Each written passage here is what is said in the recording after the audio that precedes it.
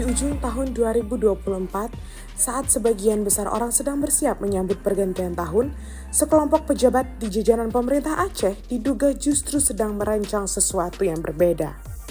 Bukan pesta atau perayaan, tapi satu aturan yang mengatur pembayaran utang proyek bernilai puluhan miliar rupiah secara diam-diam. Uang tersebut mengalir dari kas daerah namun tidak pernah disepakati dalam dokumen resmi Anggaran Pendapatan dan Belanja Daerah Perubahan atau APBAP pada tahun 2024 lalu. Hal tersebut juga tidak pula tercantum dalam dokumen pelaksanaan anggaran Dinas Pekerjaan Umum dan Penataan Ruang atau PUPR Aceh. Tapi entah bagaimana uang itu tetap saja dibayar. Kisah ini bermula dari temuan Badan Pemeriksa Keuangan atau BPK Perwakilan Aceh yang mencium kejanggalan dalam pengelolaan keuangan daerah. Dalam laporan hasil pemeriksaan LHP atas laporan keuangan pemerintah Aceh pada tahun 2024 silam, BPK menyebut adanya pembayaran penyesuaian harga terhadap 7 paket pekerjaan multi-years contract atau MYC senilai 43,9 miliar. Ironisnya, pembayaran itu tidak memiliki dasar hukum dalam kanun APBAP dan juga tidak tercantum dalam DPPA Dinas PUPR Aceh. Namun, secara ajaib, pada 27 Desember 2024 silam, 4 hari sebelum tahun anggaran tutup buku, muncullah Peraturan Gubernur atau Pergub nomor 33 tahun 2024 yang mengesahkan pembayaran tersebut. Pergub ini ditandatangani PJ Gubernur Aceh Safrizal. Koordinator Masyarakat Transparansi Aceh atau MATA, Alfian mengatakan, langkah ini sebagai pelanggaran hukum yang terang-terangan. Kalau kita lihat dari proses progres proyek yang disoroti BPK, ini sudah termasuk dalam pelanggaran. Proyeknya baru 7% selesai, kok bisa dibayar hutangnya sebesar itu? Artinya secara hukum ini jelas-jelas tidak sah, kata Alfian kepada media pers Rabu 18 Juni 2025 lalu. Itu sebabnya, Alfian menenggarai bahwa pembayaran ini bukan kesalahan administrasi biasa, ini by design, tegasnya. Menurutnya, pola ini menunjukkan adanya perencanaan sistematis mulai dari usulan Dinas PUPR terhadap tim anggaran pemerintah Aceh atau TAPA, hingga keluarnya pergub oleh pejabat atau PJ Gubernur Aceh Safrizal di akhir masa anggaran. Jadi, bukan sekedar salah ketik atau kekeliruan prosedur. Ini sudah skenario dan dirancang dengan sadar dan matang, ungkapnya. Menurutnya juga, praktis seperti ini berpotensi besar sebagai tindak pidana korupsi, karena pembayaran tanpa dasar hukum anggaran tidak hanya merugikan keuangan daerah, namun juga memperlemah integritas sistem fiskal Aceh. Penilaian serupa juga disampaikan Koordinator Gerakan Anti Korupsi atau Gerak Askalani. Ia menyebut pembayaran sejumlah 43,9 miliar itu sebagai bentuk pelanggaran yang sengaja dilakukan melalui pendekatan pengaturan terselubung yang menghindari mekanisme formal pembahasan anggaran. Motifnya jelas, ada potensi memperkaya pihak-pihak tertentu yang mendapatkan proyek, dan karena itu tidak dibahas di DPRA, artinya ilegal, tidak sah. Itu bukan sekedar pelanggaran, tapi tindakan yang mengarah ke pidana korupsi, ucap Askalani. Itu sebabnya ia menilai praktik culas ini sebagai bentuk korupsi berencana atau kejahatan anggaran yang dilakukan dengan memanfaatkan situasi pemerintahan yang tidak berjalan normal. Saat pejabat gubernur menjabat hanya dalam waktu singkat, dan ketika DPR Aceh tidak sedang dalam masa pembahasan intensif anggaran, serta saat akhir tahun menjadi celah yang tepat untuk menyisipkan keputusan yang tidak kasat mata. Makanya, Askalani menegaskan, semua pelaku harus ditelusuri, mulai dari Dinas PUPR yang mengusulkan, tim anggaran yang memproses, hingga PJ Gubernur yang menandatangani pergub tersebut. Ia juga mengingatkan, proyek multi-years ini bukanlah isu baru, karena DPRA sudah pernah melaporkan hal serupa kepada pihak KPK pada tahun 2020. Namun, waktu itu banyak sekali laporan daerah yang mangkrak karena kepemimpinan KPK saat itu. Katanya merujuk pada masa kepemimpinan Firly Bahuri. Kini, dengan pimpinan KPK yang baru, Askalani berharap kasus ini bisa kembali dievaluasi, bukan hanya dilihat dari aspek administratif, tapi sebagai kejahatan fiskal yang terstruktur, ujarnya. Setali tiga uang, mantan PJ Gubernur Aceh Safrizal juga memilih bungkam. Dalam beberapa kesempatan, ia tidak memberikan klarifikasi terkait Pergub Aceh nomor 33 pada tahun 2024 yang menyulut kontroversi itu. Ia hanya mengarahkan wartawan untuk meminta keterangan kepada BPKA yang hingga kini juga belum membuka suara secara transparan. Nah, begitu seriuskah masalah ini? Jawabannya tentu saja iya. Sebab dalam catatan BPK, langkah pemerintah Aceh mengeluarkan Pergub 33/2024 melanggar sejumlah regulasi. Di antaranya, Peraturan Pemerintah Nomor 12 Tahun 2019 tentang Pengelolaan Keuangan Daerah, serta Peraturan Menteri Dalam Negeri Nomor 77 Tahun 2020. Menurut BPK, mekanisme pembayaran hutang proyek yang dilakukan tanpa melalui pergeseran anggaran yang sah mencerminkan tata kelola pemerintahan yang buruk.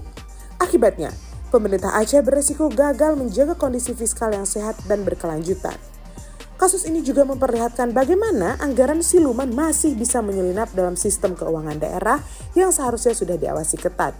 Proses pembahasan anggaran yang semestinya dilakukan secara terbuka dan kolektif bersama DPRA malah disalib dengan satu lembar pergub yang muncul menjelang akhir tahun. Lantas, siapa pihak yang wajib diminta pertanggungjawaban? Pertama, pejabat Gubernur Aceh Safrizal ZA, sebab ia adalah sosok yang mengambil keputusan tertinggi dalam penerbitan Peraturan Gubernur atau Pergub Nomor 33 Tahun 2024. Kenapa? Sebagai kepala daerah, Safrizal menandatangani Pergub tersebut 4 hari sebelum tahun tutup anggaran. Padahal, anggaran pembayaran tidak tercantum dalam APBAP 2024 maupun DPRA. Tindakan tersebut tentu saja melanggar prinsip kehati-hatian fiskal dan bisa dianggap penyalahgunaan wewenang. Ini bergerak lurus dengan potensi pelanggaran, yaitu penyalahgunaan wewenang pasal 3 Undang-Undang Tipikor dan perbuatan melanggar hukum dalam penggunaan APBA. Kedua, Kepala Dinas PUPR Aceh. Ia tentu saja bertanggung jawab sebagai pengusul dan eksekutor program kegiatan MYC termasuk penyesuaian harga. Sebab Dinas PUPR Aceh diduga menjadi pengusul pembayaran utang MYC senilai 43,9 miliar tanpa dasar APBAP. Selain itu, merekalah yang bertanggung jawab atas kelengkapan dan keabsahan administrasi anggaran sebelum dilakukan ketapa dan disahkan lewat pergub. Itu sebabnya mereka berpotensi melakukan pelanggaran, pengadaan barang atau jasa tanpa dokumen pendukung yang sah serta patut diduga terlibat dalam persekongkolan atau konspirasi anggaran. Ketiga, ada tim anggaran pemerintah Aceh atau TAPA. Mereka pantas dimintai pertanggungjawaban karena merekalah yang menyusun dan mengevaluasi kebijakan anggaran sebelum ditetapkan. TAPA yang semestinya menjadi gerbang terakhir yang memastikan bahwa setiap usulan anggaran memiliki dasar hukum sesuai peraturan keuangan daerah. Faktanya, dalam kasus ini, TAPA dinilai kurang cermat bahkan diduga membiarkan atau menyetujui masuknya pembayaran tanpa landasan kanun. Karena itu, tim TAPA berpotensi melakukan pelanggaran dalam bentuk kelalaian jabatan atau pelanggaran prosedur anggaran sehingga membuka celah pelanggaran sistematis terhadap keuangan daerah. Keempat, Badan Pengelolaan Keuangan Aceh atau BPKA sebagai pihak yang bertanggung jawab dalam mengelola kas daerah dan memastikan pembayaran sesuai APBA. Selain itu, BPBA juga mengeksekusi pencairan dana sehingga seharusnya pihak BPBA bisa saja menolak transaksi yang tidak sesuai dengan dokumen anggaran resmi.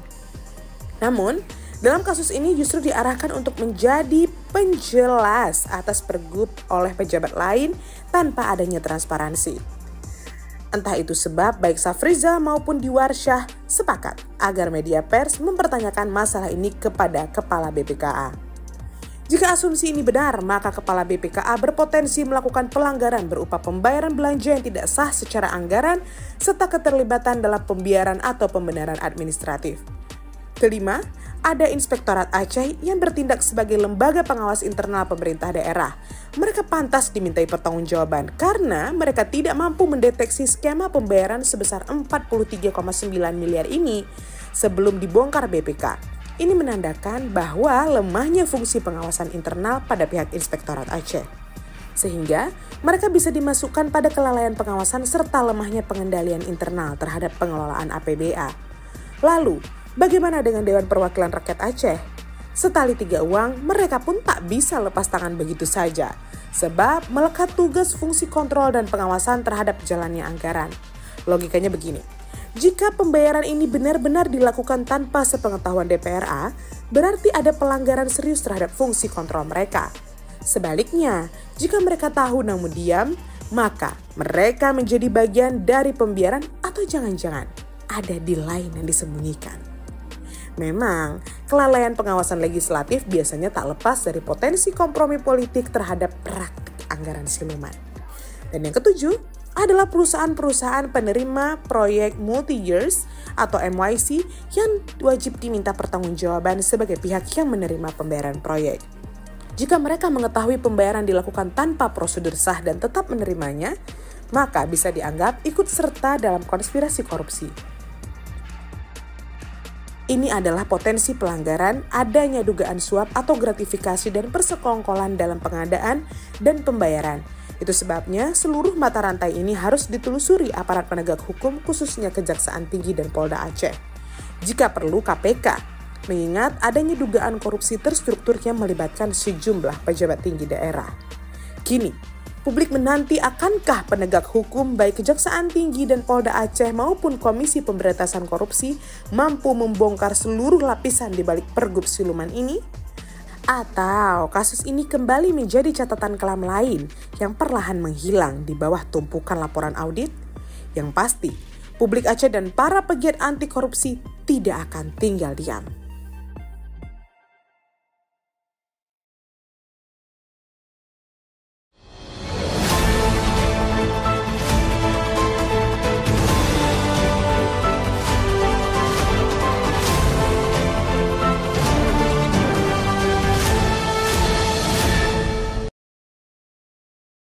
Jangan lupa like, komen, dan subscribe. Serta aktifkan lonceng notifikasi.